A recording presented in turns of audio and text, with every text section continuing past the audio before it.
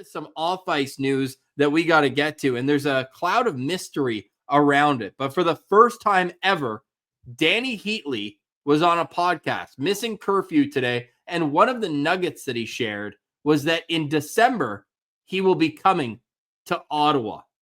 On today's show, should Ottawa Senators fans have concern for Linus Ullmark after a 5-4 overtime loss against Philadelphia? And we have a special guest. It's TSN's Kenzie Lalonde. She tells us about being the play-by-play voice for the Battle of Ontario. All that plus a weekend preview, Sens vs. Hurricanes on Saturday, coming up on today's Locked On Sens. This is Brady Tkachuk, and you're listening to the Locked On Senators podcast. Your Locked On Senators, your daily podcast on the Ottawa Senators. Part of the Locked On Podcast Network, your team every day. Welcome. You are locked on to the Ottawa Senators, the only daily podcast covering the Sens. On the outskirts of enemy territory, I'm Ross Levitan, alongside Brandon Piller up in the Blue Mountains. Today's episode is brought to you by FanDuel. Get started with a big return on FanDuel. New customers can place a $5 bet and get started with $150 in bonus bets if you win that first $5 bet. Just visit FanDuel.com to get started. Today is Friday, November 15th, and Pilsy, as much as I want to give you the old Bill Belichick, we're on to Cincinnati, we're on to Carolina. What lessons could be learned from last night's loss? Well, Ross, reflecting on our game day preview episode of that, I came in saying I'm nervous about this being a trap game. You had two good games on the road up against division rivals, and you win those games. Then Philly comes to town. They're playing their backup goalie. Obviously, a team that's not up to the same caliber. I'll admit, I got to give the Sens credit. They did not fall into the trap game scenario. They played an incredible team game. I mean, they were out shooting the Flyers like crazy. They were able to get lots of great chances, multi-point efforts from a couple different players. And unfortunately, Ross, it's the goaltending that lets them down. Linus Ullmark, he'll be the first one to tell you that that was not good enough play when the rest of the team plays that good.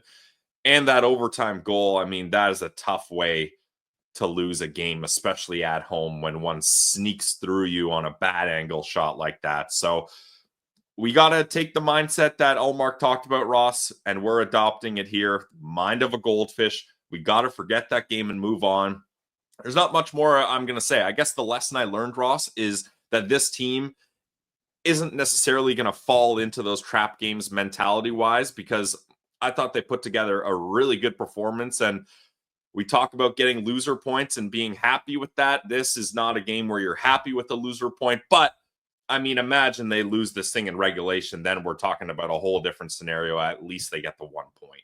They did dominate this game, especially at 5-on-5. The shot attempts, 62 for Ottawa, only 29 for the Philadelphia Flyers. They were up 2 goals with 10 minutes left. They came out and bounced back so well after Konechny tied the game at the end of the second period, scoring those 2 quick goals, got dead on the power play, made it a 2-goal game. And you're like, oh my goodness, let's just bring it home. That was a double fist pump off the couch when Gaudette scored that goal. Beautiful move around the defender to the slot, and he made no mistake. Unfortunate, and maybe even worse, that they couldn't bury their chances in overtime. Josh Norris had a deflection from a great Brady Tkachuk feed. You had the Shane Pinto one-timer, the best opportunity. Credit where it's due. Ivan Fedotov made an unreal right pad save in that situation, but it's super unfortunate because that point is one you could look back on and say, damn, we shoulda, coulda, woulda had that. Or, Ross, another opportunity. How about Josh Norris with like 18 seconds left, dangles through the middle and just goes wide, and Fedotov gets a toe on it? Like, that would have been a great way to cap that off with Norris, who I thought had a great game scoring the game-winning goal in regulation. But here we are, Ross, 8-7-1. It's nice it's not 8-8, because we've been playing this. We've been flirting with 500 back and forth. Sure. You're still 8 wins, 8 losses, but the 8-7-1, it looks a little better on the standing sheet at least. The Senators, the second last team in the Eastern Conference to get a loser point, the only one without the next opponent, the Carolina Hurricanes. So the Senators get that loser point, but as we mentioned on last night's postcast, those points are a lot better. When you're down one late in the game, you tie it and you feel like you get a little more than you deserve. That's earning a loser point rather than losing 2 points.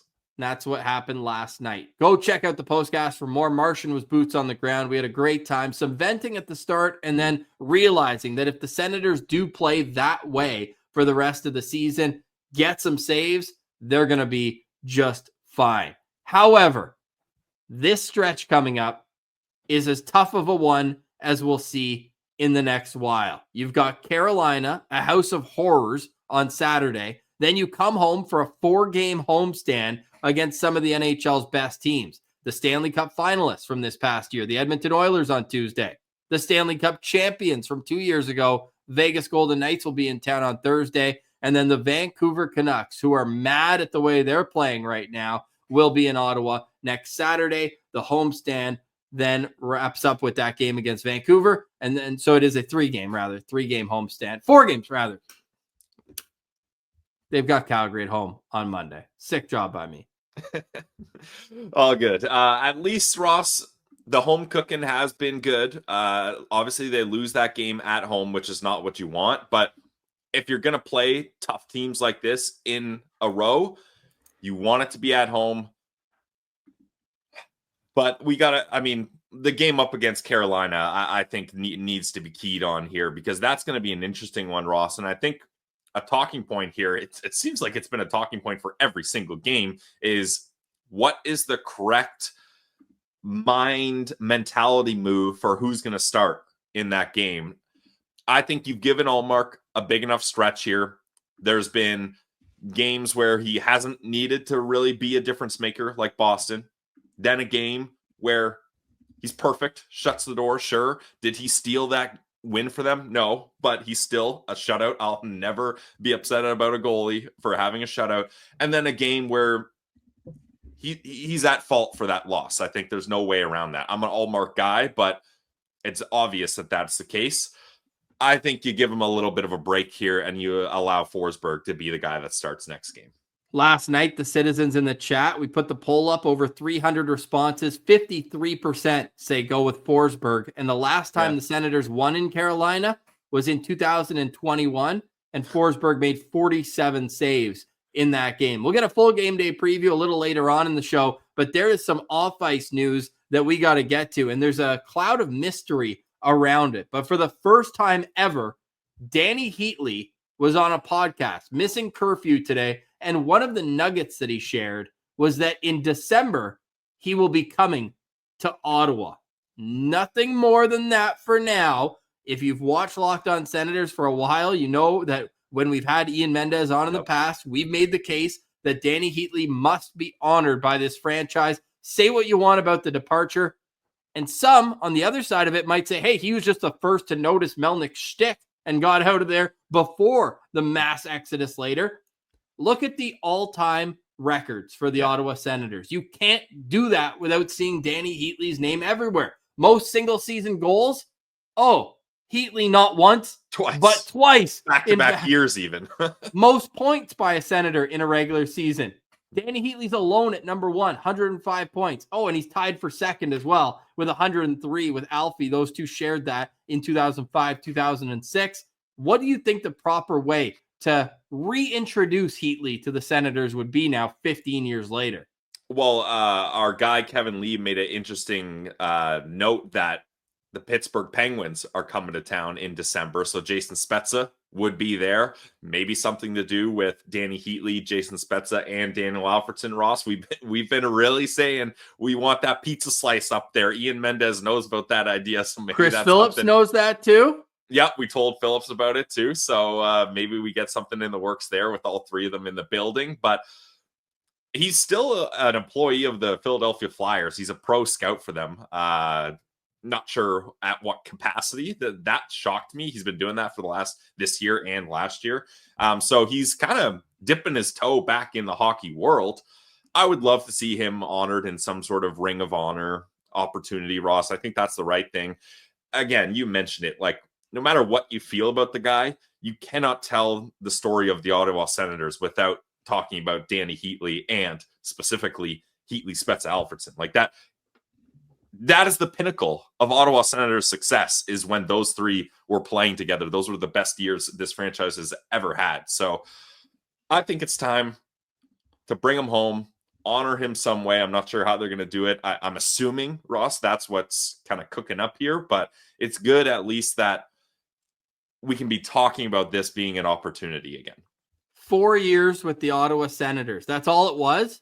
And he's so much longer. Only 4. Wow. And he's 5th in franchise history in goals. Yeah. Wow.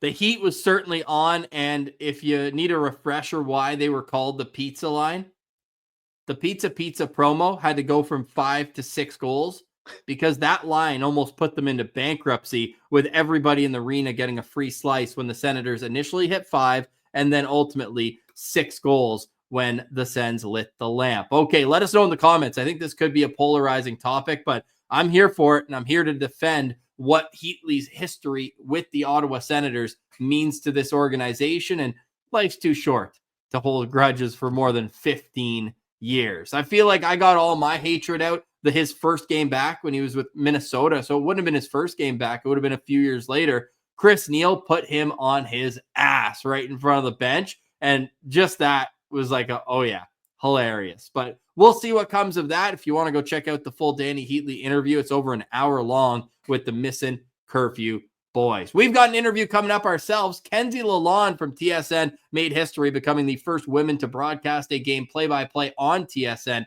this past week, and she got to call it about the team that she watched growing up. So let's get to that conversation. We'll come back with a game day preview for tomorrow's game against the Carolina Hurricanes. And Travis Green just spoke to the media after practice, and we have a news note for you to share. You're listening to Locked On Senators, your team every day. Today's episode is brought to you by a new sponsor, Ross. We're getting a lot of new sponsors. New sponsor alert. Yeehaw! All right, we're going a little Western with that. Look, guys, I love a great deal just as much as the next guy, but I'm not about to crawl through a bed of hot coals just to save a couple bucks. It's got to be easy. No hoops, no BS. So when our new sponsor, Mint Mobile, said it was easy to get wireless for $15 a month with the purchase of a 3-month plan, I called him right away. Turns out it really is that easy to get a wireless plan for $15 a month. To get started, go to mintmobile.com/lockedonnhl. There you'll see that right now, all 3-month plans are only $15 a month, even the unlimited plan. All plans come with high-speed data, unlimited talk and text delivered on the nation's largest 5G network. You can use your own phone with any Mint Mobile plan. Bring your own phone number along with all your existing contacts. Find out how easy it is to switch to Mint Mobile and get 3 months of premium wireless service for $15 a month. To get this new customer offer and your new 3-month premium wireless plan for $15 a month, go to mintmobile.com/lockedon. That's mintmobile.com/lockedonnhl. $45 upfront payment required, equivalent to $15 a month. New customers on first 3-month plan only. Speed slower above 40 gigabytes on unlimited plan. Additional taxes, fees, and restrictions apply. See Mint Mobile for details. Check it out today, guys. Mint Mobile. Today's episode is also brought to you by Omaha Steaks. Nothing delivers comfort and joy quite like the unrivaled quality and taste of Omaha Steaks. This year, skip the holiday hustle and bustle and save 50% off gourmet gifts site-wide at omahasteaks.com. Plus, get a $30 reward card when you shop early and score an extra $30 off with promo code NHL. With 5 generations of experience, they consistently deliver the world's best steak experience, and the gifting experts at Omaha Steaks have made it easy to deliver this perfect gift with thoroughly curated gift packages starting at just $89.99. From legendary steaks to mouth-watering desserts and more, save 50% off site-wide at omahasteaks.com. Plus, listeners of Locked On Senators get an extra $30 off with promo code NHL and a $30 reward card when you shop early. That's 50% off at omahasteaks.com, OMAHA steaks.com, and an extra $30 off with promo code NHL. Minimum purchase may apply. This offer is only available to U.S. customers. All right, here she is, Kenzie Lalonde. All right, we now welcome a very, very special guest back to Locked On Senators. She is a trailblazer, and if you were listening to TSN 5, watching the Sens Leafs on Tuesday, you heard her call her first National Hockey League game. Kenzie Lalonde, welcome back to Locked On Sens. How are you doing today? I'm back with my friends, guys. This is awesome. I love hanging out with you. Oh, it's been great, even though you ditched us in Montreal. Hey, we tried to arrange, and I got busy. I mean, Julian McKenzie made time for us. He found us. Wow. Yeah, power rankings. No, All right. you're great. You're great. We're talking to you still from Ottawa, and I can only imagine what the last 72 hours have been like for you. When did you find out you were going to be able to call this game? Because it's nothing new for you to be on the microphone or on TV at TSN. You're with Habs regional coverage. Last year, while Claire was away, you got to host a couple Sens games, but how different was it being up in the booth this time? Yeah, I think, the booth is my happy place. I've called hundreds of games now in my career. And I think what was so special about it is just the significance of the fact that my first TV NHL game was the Ottawa Senators. You look at opportunities in sports media, they do not come around very often.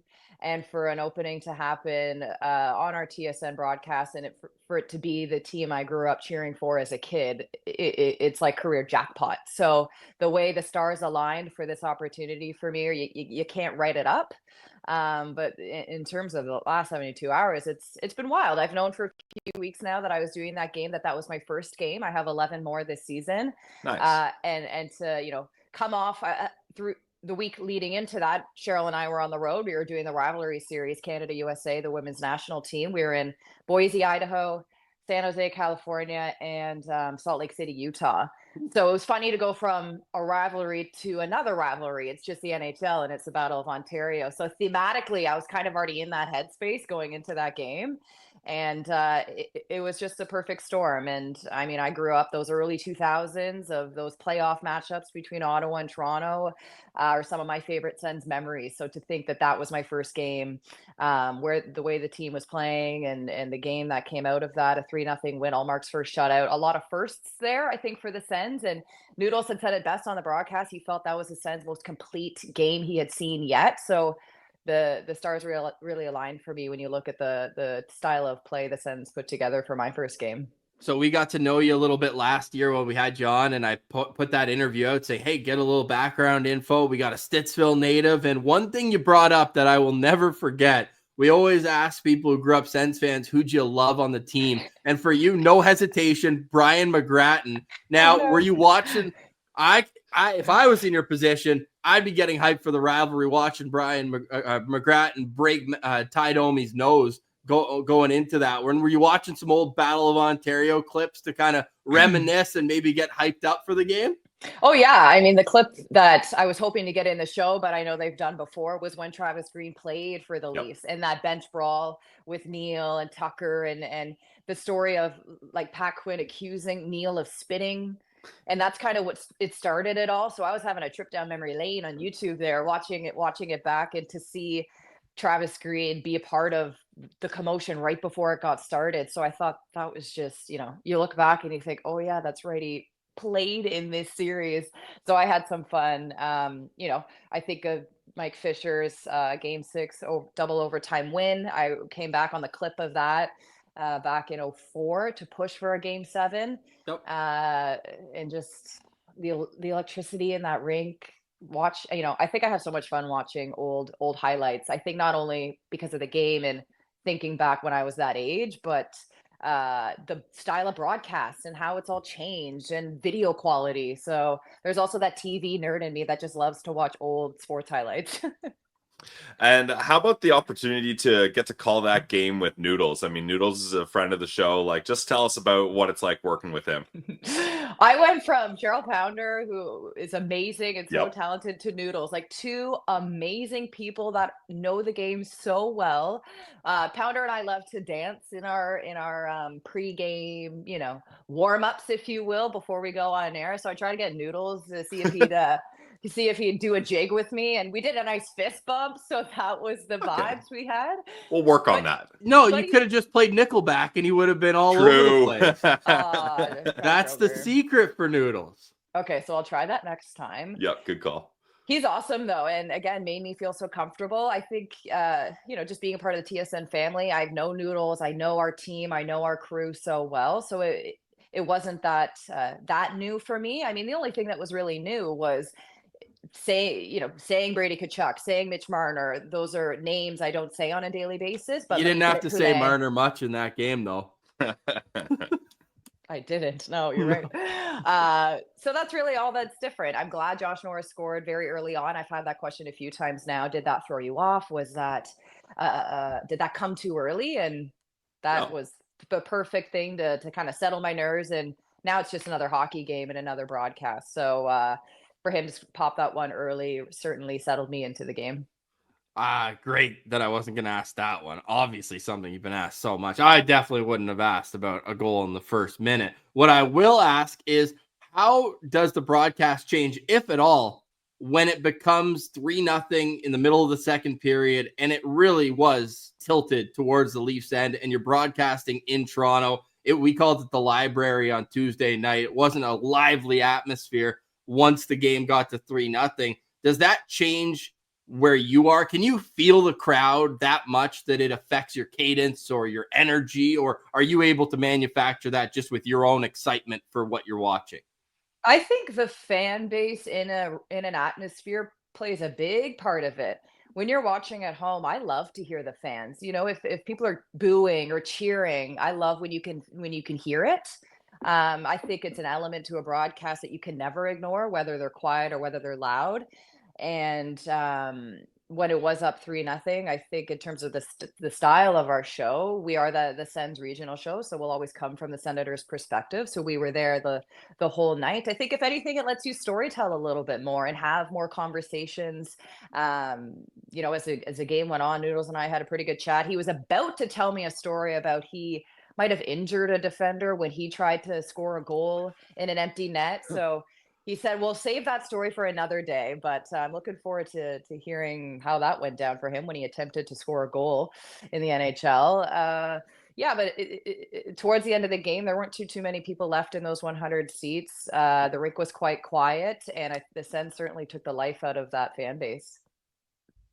Yeah. One thing we got to talk about is what's going on with the temperature in the booth at Scotiabank Arena. They showed you with your puffer jacket on when you were calling the game. What? It's freezing up there? What's happening? So Frankie Corrado sent me a note in the morning. He's like, hey, good luck. You'll crush it. I know you always do, but heads up, it's freezing. And I said, what are you talking about? And he goes, you'll see. And when we arrived, I was frozen. Jeez. I know. So I looked like a goof. I didn't realize neither Noodles or I did we know there was a little camera watching us. So when we found out about it, we're like, are you kidding me? So I'm all bundled up in there. I wish I had long socks. As the game went on, I regret not wearing a winter jacket. I don't know, but should have had your long johns on and like a parka and a balaclava, the whole ski outfit on. Yeah, I guess they keep it really frigid up there. So Noodles made the comment, though. He said, don't worry, when you're at CTC, we keep it nice and toasty. We'll be fine. Well, Kenzie, I'm not a scientist, but I did just Google search this. And yes, energy creates heat. And there's not a lot of energy in Scotiabank Arena. So there you go. Just saying. Hope you're enjoying our chat with Kenzie. We'll get right back to it. But first, Pilsy's got a word from our friends with FanDuel. Yes, this episode is brought to you by FanDuel, America's #1 sportsbook. Right now, new customers can bet $5 and get $150 in bonus bets if you win. The FanDuel Sportsbook app gives you everything you need to place live bets on the NFL all in one place. So when you get a hunch in the middle of the game, you can check out the latest stats, view live play-by-play, and so much more on the same page where you place your bets. Ross, they've even got some CFL Grey Cup odds, and I'm looking at some of the fun ones. You can bet on how many songs the Jonas Brothers are going to play during their halftime performance. The over-under is set at 4.5. You can bet on what song they're going to open with. And one of my favorites to bet on, you can bet on what Gatorade color is going to be spilled when the winner wins it all. You can only find stuff like this on our favorite online sportsbook, FanDuel.com. Check it out today, guys. It's FanDuel. Now, I know you've been following the Senators closely this year in preparation of this game. Saw you get in the mix when Michael Amadio finally got his goal the game before you called, and gave a little shout out to Dean Brown because he said Michael Amadio had more to give. He certainly did. Who was one player in the game, being able to watch them there in the rink, that impressed you when you saw them on Tuesday night?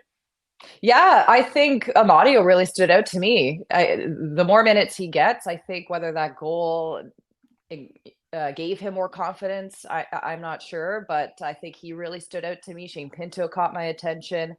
That really was the most complete game I've seen. I have seen every single game of the Ottawa Senators leading up to that in preparation. So that really, he really caught my attention. And again, I think I've watched Jake Sanderson for years. Grow as a player with the Ottawa Senators. To see him firsthand, I met his dad actually the other night at the game, so that was pretty neat when they took on the Flyers. And he's been such a treat. And I guess what I will say about just this team and how polarizing they are, because that was what their A level of game against the Leafs, and then we saw against the Flyers, and pretty good game, but not to the caliber we saw them on Tuesday. And so the conversation I'm kind of having and I'm curious about is, we've seen their A level of game and how strong they can play. You see how good they can be, and oh yeah, this is a playoff team. They are ready. And then they have such a far drop off. So my question now is, how can they develop and play a strong B game? Because it's 82 games a year. You're never going to have your best game every night. How can the Sens play a strong level B quality of game? And I think if they can get a good, strong B game, then they'll be consistent here, because that's really what they're searching for, is playing a more consistent game. So I think they need to find a level B work ethic and style that can still win them hockey games if they can't bring their full 100% that night. I like asking play-by-play commentators this question, so I'm interested in your answer, Kenzie. When you're prepping for a game, is there certain things and scenarios where you'll have a scripted call or something like that? Like in your head, you're like, if Josh Norris scores, I've got this little line ready. Or when the Sens win, because it's up against the Leafs, so you can prepare for a Sens win, I'm going to say this at the end. Is that something you do, or do you really try to just allow the moment to kind of have a life of its own? Yeah, I don't think I've ever been someone that has scripted a goal call or any of that. It just happens organically. And there was a piece of me that thought it'd be fun if Shane Pinto scored because it was his birthday. Yep. So I was thinking, if he does score, it'd be neat to try and reference some sort of gift or gifting himself something. But I don't think I've ever written anything out in my life before. The most preparation I think I went into in terms of scripting anything was when I called the PWHL Walter Cup final, that Game 5 deciding game. It was such a historic moment for pro women's hockey. And so I think a lot of thought went into that game, and how do I want to call this? What do we want to leave the fans and the viewers with at home? Because it's a game that will live forever. So that's probably the most prep I've done for what to say, how to say it.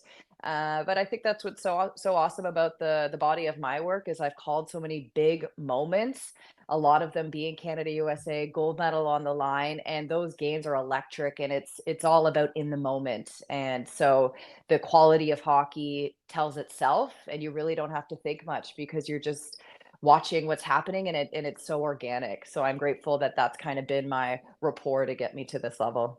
Well, Kenzie, it was awesome to hear, and you got a lot of fans, including one Patty Levitan, my mom at 744, who's doing play-by-play.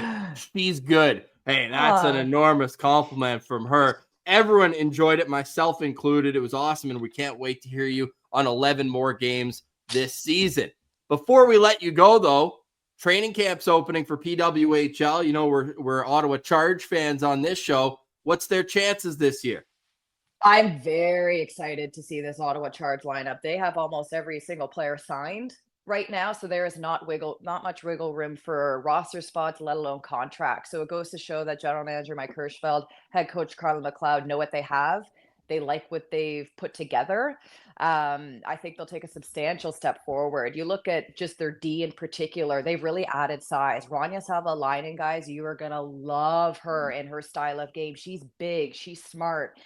She's certainly someone I do not want to be in front of the net with. She plays a hard and heavy game, so I think she'll really give them some umph on the back end. And then I look up front with someone like Danielle Sardachny, who's another big player. Ottawa's a big, strong team. They have that advantage. So I want to see how Carla McLeod can use that to her advantage this season and start grinding out some wins. They've lost Daryl Watts. She's now with Toronto. So who's going to fill that scoring void? I look at someone like Danielle Sardachny. And so I think she'll be fun. And I'd like to see her paired with Brianne Jenner. I think that would be an interesting combination to play with this season. Yeah, we're stoked for their season to get started as well. Kenzie, last question for me here. You mentioned you're going to be on 11 more games. When's your next Sens game? Are you allowed to tell us? Do you know when it is? Of course. Guys, I'll tell you anything. December 13th, I'll be in Carolina, and then I'll do that whole Western swig right after Seattle, Edmonton, Calgary. And then I'll be in Ottawa for the World Juniors. So nice. I might just have to move back here, guys. I don't know. We'll see.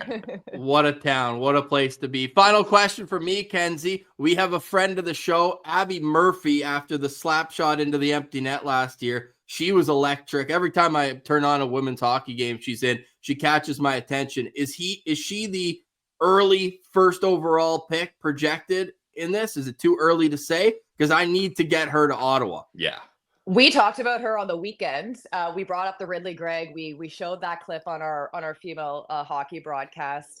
Yeah, when she did that, I'm like, yeah, Ottawa hockey fans right now are printing jerseys with her name on it. Yeah. This market is already obsessed with her. Yeah. And she is, I could certainly see her as a first overall draft pick. She brings the grit. She's got attitude. There is no one like her right now in the women's game.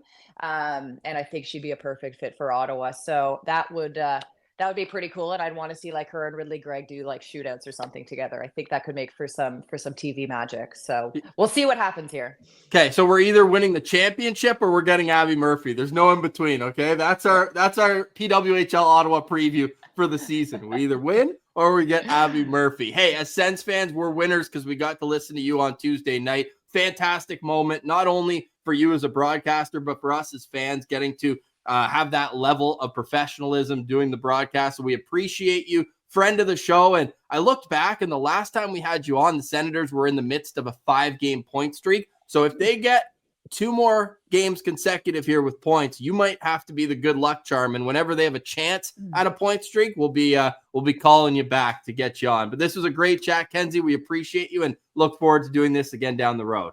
Thanks, guys. I appreciate it.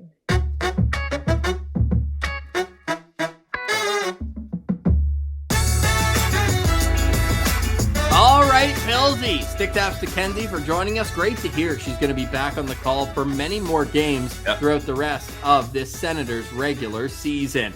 We've got a big one tomorrow night. The Senators taking on the Carolina Hurricanes, a team that is just class in the regular season. Say what you want about their playoff failures, but over the last number of years, they've bred consistency. They've bred a level of offensive, I want to call it waves. Like, this is a team that will come at you again and again and again. Their shot differential is off the charts. They're coming off a 4-1 loss against the Utah Hockey Club. Couldn't be us losing in Utah. But they're back home after a 3-game road trip, and they outshot the Hockey Club 50-21 in that game. And that's just another night at the office for the Hurricanes. The Senators, over the last 3 games, have been able to have that scorebug graphic up, haven't allowed a shot in over 10 minutes in each of the last 3 games.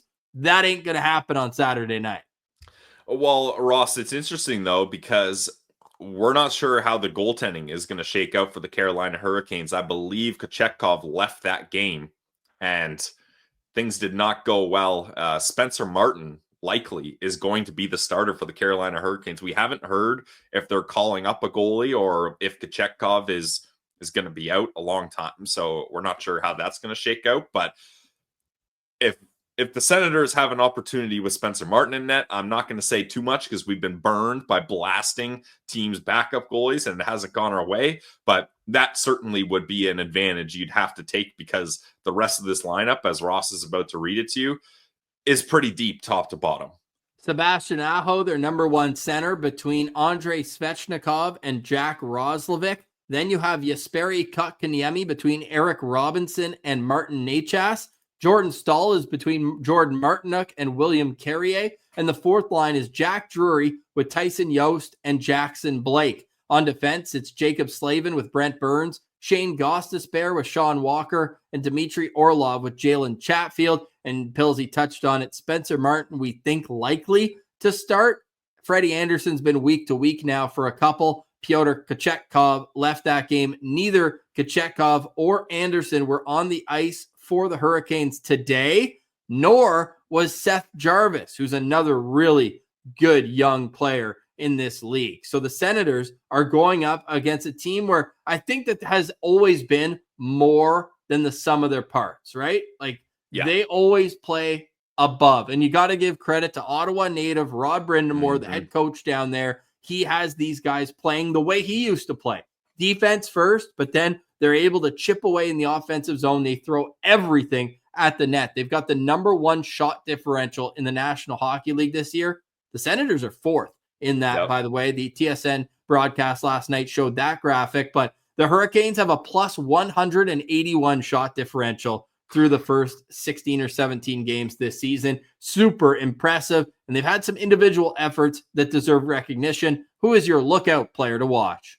My lookout player is the player we have pictured. If you're watching on YouTube, it's Martin Necas. I mean, this guy, this is his coming out party, Ross. I think he was someone that wanted a bigger role on this team. And I think he probably wasn't too happy when they went out and acquired Jake Gensel. Well, the rumor mill was turning for him this summer. Yeah. Well, there was even rumors that Necas might be involved in a Elias Pettersson trade when Vancouver wasn't able to get him to a contract. Now, obviously, we know how that went. They lock him up, and Necas stays in Carolina as well. But he was someone that felt like he could earn a bigger role, and now he's getting the opportunity, and he is running away with it, Ross. This is insane. He's on an 11-game point streak. Guess how many points? I'm going to say 15. Much more, Ross. He almost has 15 assists in 11 games, 11-game point streak, 8 goals, 14 assists for 22 points. I mean, this guy is absolutely dominating right now, shooting at a 25.8% clip. He's the most dangerous player on this Carolina Hurricanes team right now, easily. And Walt Ruff is one of the beat reporters. He points out that this 11-game point streak is tied for the 5th longest in franchise history. There's 2 point streaks of 12 games, Aho in 2018-19 and Eric Stahl back in the day. And then Dougie Hamilton and Sebastian Aho each had 14-game point streaks in back-to-back seasons. So, man, to say it's a coming out party almost feels like an understatement, the way this guy has exploded into being one of the most lethal offensive players. And maybe this is something where the Hurricanes look at and say, hey, maybe we have a homegrown superstar, because they've always had star players, Aho, Svechnikov, going back further, Eric Stahl, and so on and so forth, but they've never had that top 15 player in the league. But with 25 points in 15 games, you could argue that Necas is deserving of that recognition. He's tied for 3rd in the National Hockey League in points right now, behind only Kirill Kaprizov and Nathan McKinnon. That's the company that Marty Necas is keeping, and that's a great call for your lookout player to watch. I'm going to go with a little bit lesser of a name, but I do find him to be an interesting player whenever Ottawa plays him. It's Stanley Cup champion Will Carrier, who signed an off-season deal 2 years ago with the Carolina Hurricanes. The points aren't what's going to jump out at you with William Carrier. Averages 11.5 minutes a game, but he is the definition of the culture around the Hurricanes. That third line with Stahl, Martinook, and Carrier is going to be in your face. Carrier can fly. I've liked him going back to when he was with Buffalo way back in the day. Always felt like he was the kind of guy where he gave you so much energy when he was on the ice. Now, I don't think he's ever going to replicate 3 years ago. He had 16 goals with Vegas, but a longtime line mate of Michael Amadio, actually, for a couple of years with Vegas, at least 1, maybe 2 years. So I'm going to be watching for how Ottawa, because at home, first game back from a road trip,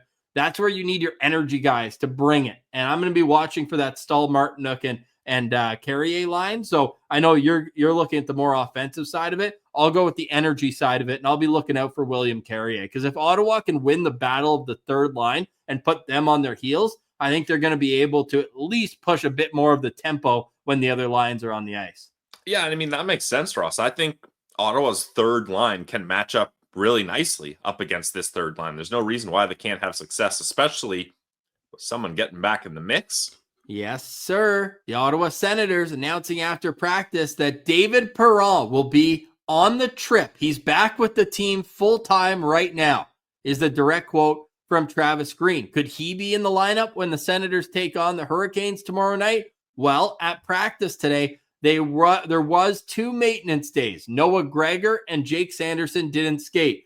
So you could argue that Perron, like JBD at the bottom, was a place filler on that line. But if he's back with the team full-time, he's had multiple practices, I think we could see David Perron make his first appearance in the Sens lineup in 10 games. And it doesn't seem like he's a placeholder on that line, though, Ross, because Noah Gregor was in the left wing spot on that line, so you think he would just go there. And that's typically where David Perron was slotted anyway. So I think that's a real good indicator that Perron is going to be back, and that'd be great to have him back for a game up against the Carolina Hurricanes. You need all the help you can get. And then, Ross, we can look at this team and say, we've got a healthy team, which is a real huge advantage when you look at almost every other team right now has injuries, like we talked about. Seth Jarvis. Seth Jarvis, thanks. I was blanking on the name. That's a big loss. Kochetkov, obviously. Anderson not playing for the Hurricanes. So when you have a clean bill of health, you don't have that as an excuse anymore. And I think that should energize this team and be like, all right, we've got all the pieces. We're ready to push here. And no better, beating the Carolina Hurricanes in Carolina would be the best way for this team to show we know we've got this. I'm not going to put Perron into our projected lineups just yet. I noted at the bottom what Green said about him, but we'll go with what the lineup was in the game last night against Philadelphia. Norris, Tkachuk, Gregg, Stützle, Giroux, Batherson, Pinto, Gregor, Amadio, Gaudette, Cousins, and McEwen. On defense, Sanderson, Zub, Shabbat, Jensen, Clevin, and Hamonic. Pilsy, I am so close to swapping Sanderson and Zub for Shabbat and Jensen as the top pair, because those two in November are statistically the best defensive pair in the National Hockey League in terms of expected goals, in terms of shot volume when they're on the ice. The numbers last night are astonishing. 31 shot attempts for, only 4 against in over 16 minutes of ice time. 18 of those 31 shots were unblocked as well. These guys are carrying that decor. They need Jake Sanderson and Artem Zub to be better. Well, that leads perfectly into my locked on player, Ross, because it's going to be Jake Sanderson. I mean, the fact that he finished a -3 in last night's game is very concerning. I mean, he did get the 1 assist, but if this team's going to operate the way they want to from the defensive side, sure, you talked about it, Shabbat and Jensen are really elevating their game, so that's kind of cushioning the downfall of Sanderson and Zub. But we need that pair to at least be able to finish games at an even plus-minus. I mean, Jake Sanderson, Ross, is a -9. Dude, he has on the zero. season. He has 0 points at even strength. It's insane. And then you look at Nick Jensen at a +12. Like, I think that, honestly, Ross, would be the craziest stat for the Ottawa Senators. If you would have told me, what are we, 16 games in, that Jake Sanderson would be a -9, I would have laughed in your face. I would not have believed it, especially now that Zub is back. Like, if you take Sanderson and Hamonic, I'd be like, okay, I kind of see how that's a thing. But there's no excuse for this. And this is not the Jake Sanderson we're used to seeing. So I'm going to be locked on to number 85, hoping that he can turn things around here. And you got to wonder with a maintenance day if there is something going on with Sandy. He played the most minutes of any player for the Senators last night, so maybe that's the reasoning. But they just need their best players to be their best players, and Sanderson and Zub as a pair need to be better because it just was not good enough last night. My locked on player, It's going to be Josh Norris. Guy scored in 3 straight games. Could have had another one in last night's game in overtime or at the end of the game, like Pilsy mentioned. And when goal scorers like him get hot, you just want to ride the wave. So Norris with goals in 3 straight games. I thought Ridley Gregg had his best game of the season in the game last night against Philly. He was very noticeable, and it was great to see. So I'm going to be looking for that line to carry the momentum and win their line matchups shift in and shift out. The Stützle, Giroux, Batherson line, I'm not worried about. We know what they're going to bring on a nightly basis. But if Josh Norris can keep scoring, the Senators will have as good of a chance as any to win that game against Carolina. Yeah, I agree. It's going to be an interesting game because, like you mentioned, both of these teams have had a lot of success when you just look at them statistically, right? Like obviously the record 8-7-1, I wouldn't say that's having a lot of success, but the way the Sens are playing is successful style of hockey, and that's the process that we want. It would just be so nice, Ross, to be able to kind of get that elusive win in Carolina under this team's belt. Like that would just be a big morale boost. Don't get us forgetting the 7-game series. The Senators won the first one 4-2. They lost the second one 4-2. And would you look at that? It's 2-2 again. And I know it's really 2-1-1, but for all intents and purposes, we're calling that one a loss in this simulation that we're doing. Playoffs, man. There's no loser points in playoffs. You play to win the game. And the Ottawa Senators are 2-2 right now with 2 tough tests ahead. Wouldn't it be nice to get the win in this little best of 7 that we're doing to start the season? It's going to be a tough game, though, and we'll have you covered in the postcast afterwards. It will be in Carolina, and the game gets underway at 7 o'clock Eastern. The Senators 8-7-1. The Hurricanes 11-4 on the season. The Senators are plus 146 on the money line over at FanDuel. Pilsy, any final thoughts on today's show? Nope. No final thoughts for me. Nothing. I got one. Hit me. I hope Linus Ullmark is having a fantastic day today. Same. I really hope that he's dialed in. And look, the one thing we can say, and I'm glad I kept this for the end of the show because I don't want it to be excuses. Your star goalie has to be better than 5 goals on 19 shots. Yes, sir. It's tough being a goalie when you don't face any shots throughout the game. And then when you do, it's a breakaway. It's a 2-on-1. It's these high danger scoring chances. Now, the overtime winner, not a high danger chance. Nope. But that's why I go back to Ullmark on Saturday. Okay. Because shot volume is not going to be an issue. Yeah, fair. And that could get him into a rhythm. Yeah. And I think that that's my reasoning for it. Okay. Both Forsberg and Ullmark have struggled historically against the Hurricanes in their career. Lots of goalies have. But I'm going with Ullmark. Pilsy's going with Forsberg. Let us know in the comments who you would start in goal on Saturday night, and we will see you in the postcast where we will vent or vibe after another Ottawa Senators game, and you can still get tickets for the Sens Shuttle next week. 3 home games next week, a 4-game homestand, can confirm. So get your tickets for that over at GLEBECentralPub.com. For today, we say goodbye. Have a great start to your weekend. For Brandon Piller, I'm Ross Levitan. This has been another edition of the Locked On Senators podcast. Your team every day.